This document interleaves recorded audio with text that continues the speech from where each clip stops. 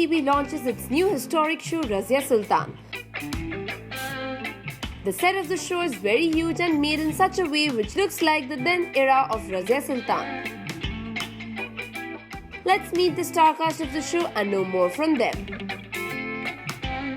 Thank God, सिर्फ reality show, I'm getting to do something bigger and better और मुझे बड़ी खुशी है कि finally मैं acting में एक कदम रख दिया है. So let's see इसका outcome क्या होता है.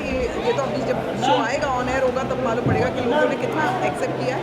Because reality show कर करके एक होता है ना कि स्पॉन्टेनियस चीज़ें आती हैं और रियलिटी शो की क्वीन एक नाम दे ही दिया गया. इतने सारे ऑलमोस्ट एवरी रियलिटी शो आप डन, थोड़े बहुत ही एक आध मिस आउट हुए होंगे, लेकिन सारे करने के बाद मुझे लगता है ये एकदम ही एक डिफरेंट चीज़ एक्सप्लोर कर रही हूँ. एक नई चीज़ मेरे सामने है. आई बीइंग अ डांसर, सबको मालूम है एक अच्छी डांसर हूँ और इतनी सारी भोजपुरी फिल्म में 250 से ऊपर भोजपुरी फिल्म में आइटम नंबर्स किए हैं, हिंदी फिल्म में किए हैं.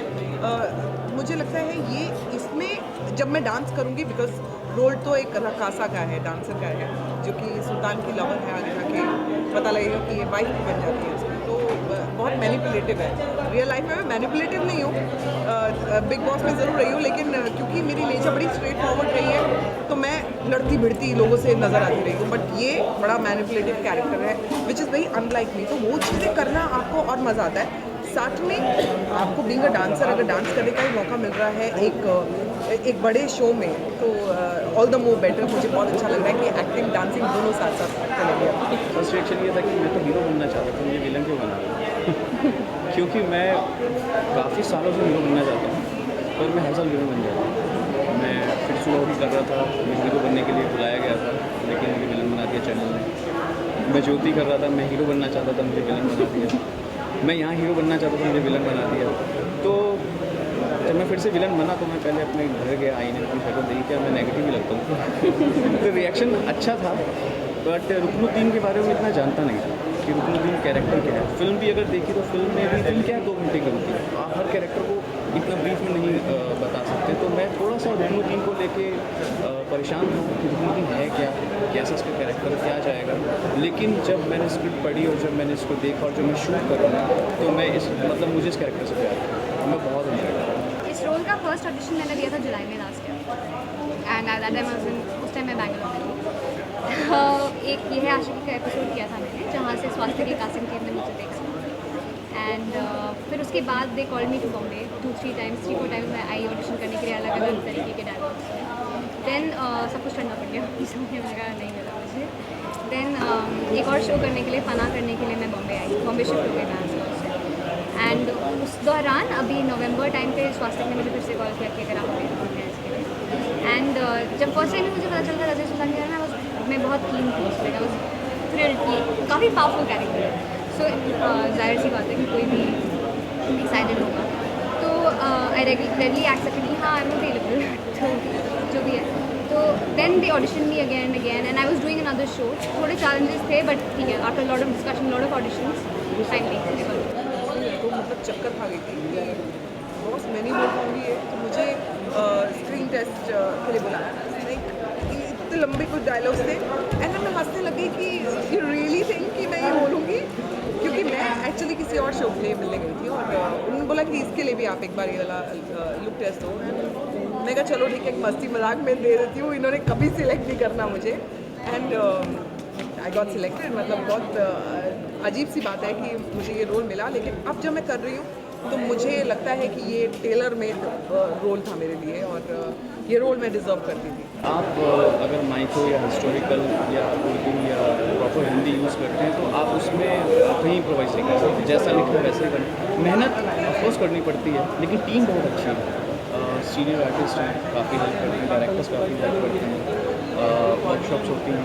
तो धीरे धीरे फिर आप यूज टू में आ जाते हो. अभी तो मतलब मैं ऐसे भी हिंदी में और उर्दू में ही बात करता रहता हूँ सबसे, तो अभी आदत होगी. शुरू में था बहुत ज़्यादा प्रॉब्लम हो रही है. As a character I can't tell you the feeling, how कैसा फील होता है कि when you are able to portray something that was so grand and so powerful and so real, है ना, कि आप उसे कनेक्ट भी कर सकते हो. एट द सेम टाइम मतलब उस एरा के लोग जो इतने आगे की सोच रखते थे, सो एवरी डे जब मैं स्क्रिप्ट पढ़ती हूँ एंड वो सीन्स पढ़ती हूँ जो उन्होंने छोटे छोटे न्यूआंसेस दिए होते हैं जहाँ से उसका कैरेक्टर निकल के आता है, I mean it makes me very proud as an individual. मतलब मुझे बहुत खुशी मिलती है कि okay I am able to do something like that.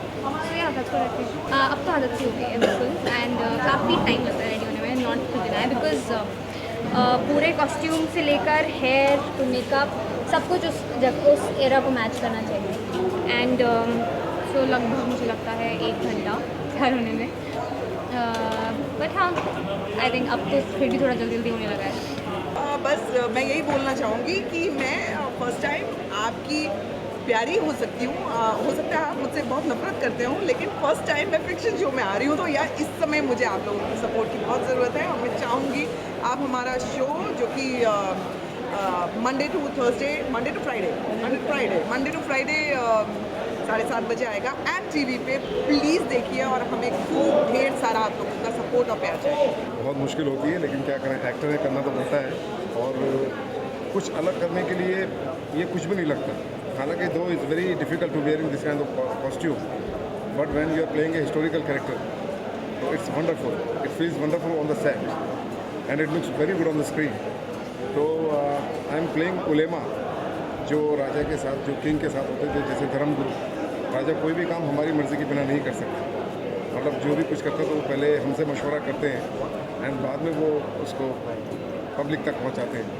तो आई एम लाइक ए वज़ीर आज़म उलेमा. ये हमारे साथी काजी हैं, और आप लोगों से बस यही इल्तिजा है कि आप लोग देखिएगा इस शो को, और जितने ज़्यादा तादाद में देखेंगे उतनी ज़्यादा इसकी TRP बढ़ेगी, और आप लोगों को इंशाल्लाह ये शो बहुत पसंद आएगा. आप कुछ कहना चाहेंगे? मैं आकाश कुमार, जिसमें इस रज़िया सुल्तान में मैं एक काजी का रोल प्ले करने जा रहा हूँ. काजी यानी सुल्तान जो होते थे अपने फैमिली मेम्बर से भी ज़्यादा उनको तवज्जो देकर उनकी राय लेकर काम किया करते थे. तो बहुत ही इम्पॉर्टेंट रोल है, और वाकई में एक कॉस्ट्यूम पहनकर करना इतना आसान नहीं है, लेकिन वो लोग जब कर सकते तो हम क्यों नहीं कर सकते. और सभी को चाहिए कि ये ऐतिहासिक जानकारीपूर्ण सीरियल को खासकर बच्चे ज़रूर देखें ताकि उन्हें इतिहास का ज्ञान हो. So Monday to Friday this will be telecast on the and TV 7:30 PM. Ankit ऐसा नहीं है, बहुत अच्छा बंदा है. रुकनुद्दीन, मुझे ऐसा लगता है कुछ कैरेक्टर्स ऐसे होते हैं जिसकी ऑडियंस वेट करती है कि यार ये आएगा तो कुछ होगा, कुछ तो करके जाएगा. ये वो वाला कैरेक्टर है, और आई एम श्योर लोग इसे पसंद करेंगे. प्लीज़ प्लीज़ प्लीज़ देखना, प्लीज़ इसको पसंद करना. जितना आप पसंद करोगे उतना मैं दिखूँगा, और ये शो बहुत हिट होगा, आई एम श्योर. हम आप सबको ये कहना चाहेंगे कि हम हैं इस वतन, इस सरजमीन हिंदुस्तान की बेटी, और हम आ रहे हैं आपके बीच बहुत ही जल्द 2 मार्च से, सोमवार से शुक्रवार 7:30 बजे सिर्फ NTV पर. प्लीज़ हमें देखिएगा ज़रूर. अभी के लिए We wish you guys all the good wishes for your new show. And yes, all the viewers, don't forget to watch the show starting from 2nd March at 7:30 PM only on NTV. Ruchika Singh with cameraman Babaji, India Forums, Mumbai. Hi, this is Archana Taide. Keep watching India Forums and do subscribe to WhatsApp.